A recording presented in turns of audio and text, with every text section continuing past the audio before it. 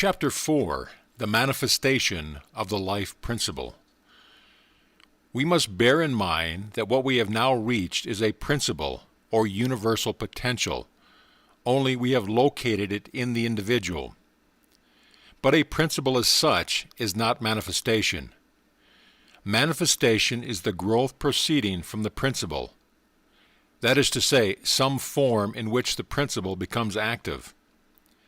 At the same time, we must recollect that, though a form is necessary for manifestation, the form is not essential. For the same principle may manifest through various forms. Just as electricity may work either through a lamp or a tram car without in any way changing its inherent nature.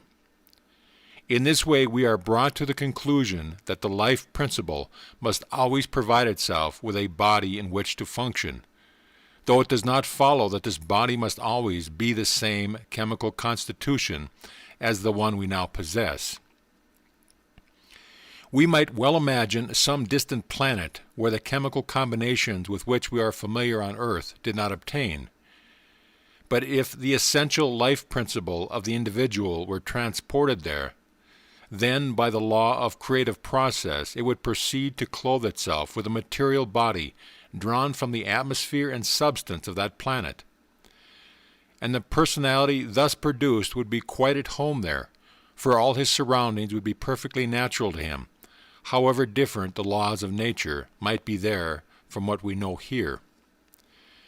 In such a conception as this, we find the importance of the two leading principles to which I have drawn attention. First, the power of the spirit to create ex nihilo, and secondly, the individual's recognition of the basic principle of unity, giving permanence and solidarity to the frame of nature. By the former, the self-recognizing life principle could produce any sort of body it chose, and by the latter it would lead to project one in harmony with the natural order of the particular planet, thus making all the facts of that order solid realities to the individual, and he himself a solid and natural being to the other inhabitants of that world. But this would not do away with the individual's knowledge of how he got there, and so, supposing him to have realized his identity with the universal life principle, sufficiently to consciously control the projection of his own body, he could at will disintegrate the body which accorded with the conditions of another planet, and constitute one which accorded just as harmoniously with those of another, and could thus function on any number of planets as a perfectly natural being on each of them. He would in all respects resemble the other inhabitants, with one all-important exception, that since he had attained to unity with this creative principle, he would not be tied by the laws of matter as they were. Any one who should attain to such a power could only do so by his realization of the all-embracing unity of the Spirit as being the foundation of all things. And this being the basis of his own extended powers, he would be the last to controvert his own basic principle by employing his powers in such a way as to disturb the natural course of evolution in the world where he was. He might use them to help forward the evolution of others in that world, but certainly never to disturb it, for he would always act on the maxim that order is heaven's first law. Our object, however, is not to transfer ourselves to other planets, but to get the best out of this one. But we shall not get the best out of this one until we realize that the power with which will enable us to do so is absolutely universal and fundamental, that its application in this world is precisely the same as in any other. And that is why I have stated it as a general proposition applicable to all worlds. The principle being thus universal, there is no reason why we should postpone its application till we find ourselves in another world. And the best place and time to begin are here and now. The starting point is not in time or locality, but in the mode of thought. And if we realize that this point of origination is Spirit's power to produce something out of nothing, and that it does this in accordance with the natural order of substance of the particular world in which it is working. Then the spiritual ego in ourselves, as proceeding direct from the universal spirit, should be able first to so harmoniously combine the working of spiritual and physical laws in its own body as to keep it in perfect healthy, secondly to carry its process further and renew the body, thus eradicating the effects of old age, and thirdly to carry the process still further and perpetuate this renewed body as long as the individual might desire. If the student shows this to one of his average acquaintances who has never given any thought to these things, his friend will undoubtedly exclaim, "Tommyrot." Even if he does not use a strong expletive, he will at once appeal to the past experience of all mankind, his argument being that what has not been in the past cannot be in the future. Yet he does not apply the same argument to aeronautics, and is quite oblivious of the fact that the sacred volume which he reverences contains promises of these things. The really earnest student must never forget the maxim that principle is not bound by precedent. If it were, we should still be primitive savages. To use the creative process, we must affirm the creative power. That is to say, we must go back to the beginning of the series and start with pure spirit, only remembering that this starting point is now to be found in ourselves, for this is what distinguishes the individual creative process from the cosmic one. This is where the importance of realizing only one originating power instead of two interacting powers comes in. For it means that we do not derive our power from any existing polarity, but that we are going to establish polarities which will start secondary causation on the lines which we thus determine. This also is where the importance comes in of recognizing that the only possible originating movement of spirit must be self-contemplation, for this shows us that we do not have to contemplate existing conditions but the divine ideal, and that this contemplation of the divine ideal of man is the self-contemplation of the spirit from the standpoint of human individuality. Then the question arises, if these principles are true, why are we not demonstrating them?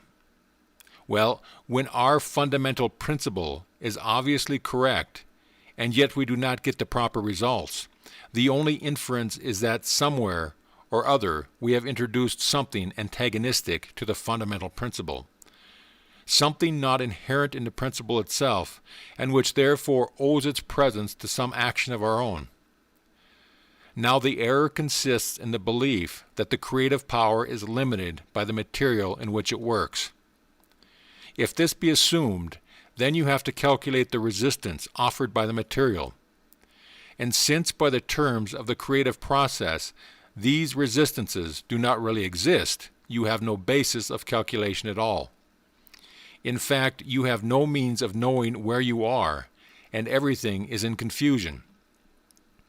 This is why it is so important to remember that the creative process is the action of a single power, and that the interaction of two opposite polarities comes in at a later stage, and it is not creative, but only disruptive. That is to say, it localizes the energy already proceeding from the single power. This is a fundamental truth which should never be lost sight of. So long, however, as we fail to see this truth, we necessarily limit the creative power by the material it works in. And in practice we do this by referring to past experience as the only standard of judgment.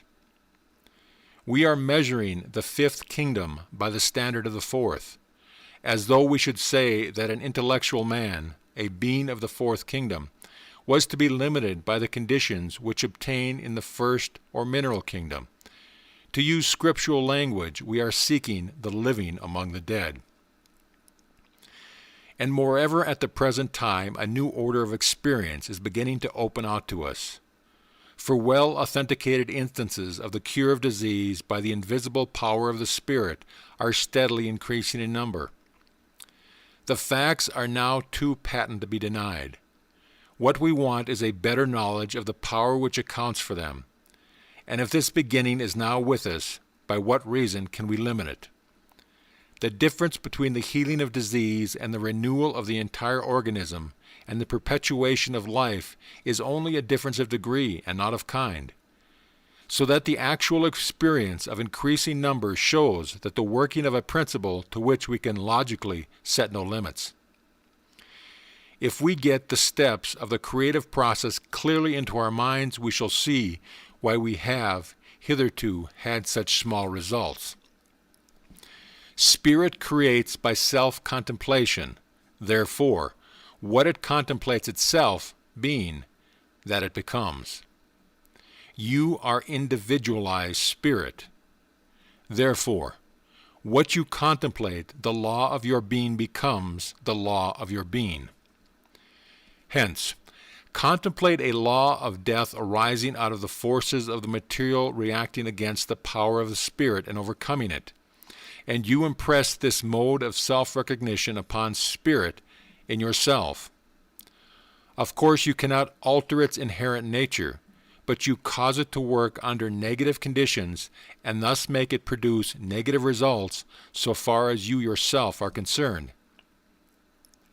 But let's reverse the process and contemplate a law of life as inherent in the very being of spirit, and therefore as inherent in spirit in yourself, and contemplate the forces of the material as practically non-existent in the creative process, because they are products of it and not cause it. Look at things in this way and you will impress a corresponding conception upon the spirit, which by the law of reciprocity thus enters into self-contemplation on these lines from the standpoint of your own individuality. And then by the nature of the creative process a corresponding externalization is bound to take place. Thus, our initial question, how did anything come into existence at all, brings us to the recognition of a law of life, which we may either specialize for ourselves, and in the degree to which we specialize it, we shall find the creative principle at work within us, building a healthier and happier personality in mind, body, and circumstance. Only we must learn to distinguish the vehicles of spirit from spirit itself, for the distinction has very important bearings. What distinguishes the vehicles from the spirit is the law of growth. The spirit is the formless principle of life, and the vehicle is a form in which this principle functions. Now the vehicle is a projection by the spirit of substance, coordinate with the natural order of the plane on which the vehicle functions, and therefore requires to be built up comfortably to that order. This building up is what we speak of as growth. And since the principle which causes the growth is the individualized spirit, the rate at which the growth will go on will depend on the amount of vitalizing energy the spirit puts into it. And the amount of vitalizing energy will depend on the degree in which the individual spirit appreciates its own livingness.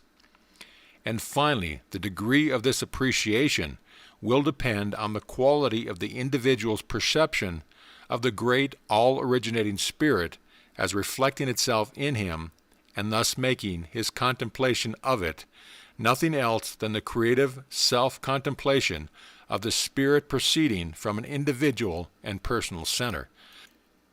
We must therefore not omit the law of growth in the vehicle for our conception of the working of the spirit. As a matter of fact, the vehicle has nothing to say in the matter, or it is simply a projection from the spirit. But for this very reason, its formation will be slow or rapid in exact proportion to the individual's spirit vitalizing conception. We could imagine a degree of vitalizing conception that would produce the corresponding form instantaneously. But at present we must allow for the weakness of our spiritual power, not as thinking it by any means incapable of accomplishing its object, but as being far slower in operation now than we hope to see it in the future.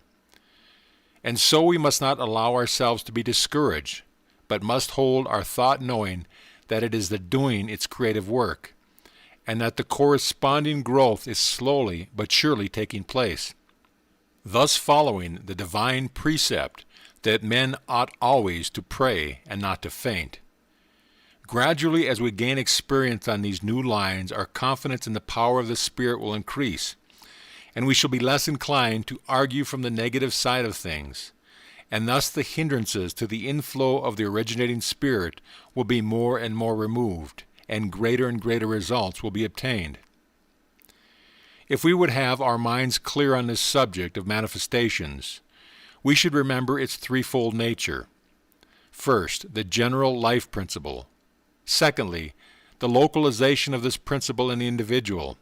And thirdly, the growth of the vehicle as it is projected by the individualized spirit with more or less energy. It is a sequence of progressive condensation from the undifferentiated universal spirit to the ultimate and outermost vehicle. A truth enshrined in the esoteric maxim that matter is spirit at its lowest level.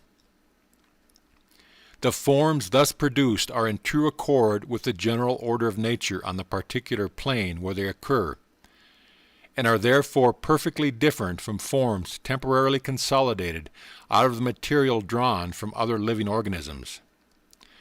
These latter phantasmal bodies are held together only by an act of concentrated volition, and can therefore only be maintained for a short time and with effort, while the body which the individualized spirit or ego builds for itself is produced by a perfectly natural process and does not require any effort to sustain it, since it is kept in touch with the whole system of the planet by the continuous and effortless action of the individual's subconscious mind. This is where the action of subconscious mind as the builder of the body comes in. Subconscious mind acts in accordance with the aggregate of suggestion impressed upon it by the conscious mind. And if this suggestion is that of perfect harmony with the physical laws of the planet, then a corresponding building by the subconscious mind will take place, a process which, so far from implying any effort, consists rather in a restful sense of unity with nature. And if to this sense of union with the soul of nature, that universal subconscious mind which holds in the cosmos the same place that the subconscious mind does in ourselves, if to this there be superadded a sense of union with the all-creating spirit from which the manifestation of the life principle soul of nature flows, then through the medium of the individual's subconscious mind, such specialized effects can be produced in his body as to transcend our past experience without in any way violating the order of the universe. The old law was the manifestation of the principle of life, working under constricted conditions. The new law is the manifestation of the same principle, working under expanding conditions.